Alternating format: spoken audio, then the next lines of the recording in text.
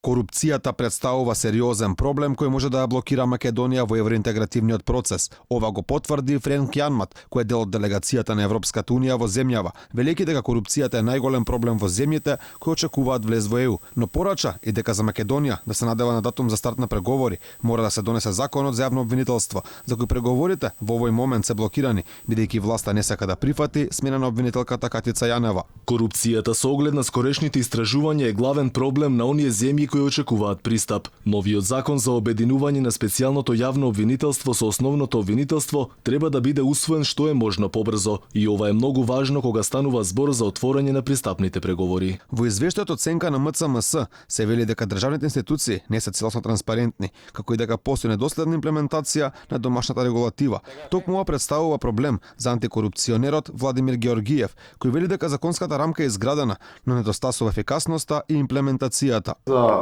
ефикасно справување со корупцијата мора да се фокусираме сите ние, без разлика од аспектот и од позицијата, кон една јасна цел. Тоа е недвосмислено спроведување на законите.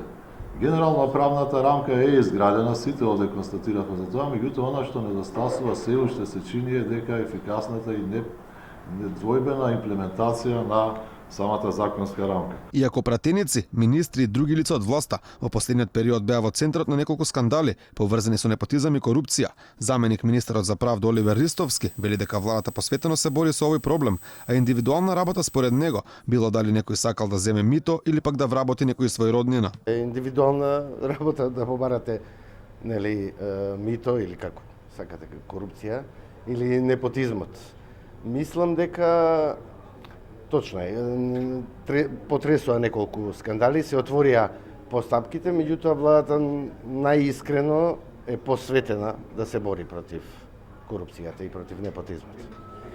За јакнувањето на институциите со нивниот капацитет, но и со транспарентноста е препораката која се испраќа од овој извештај за спроведување на поглавијата 2 и 5, односно преземањето превентивни мерки и одземањето имот.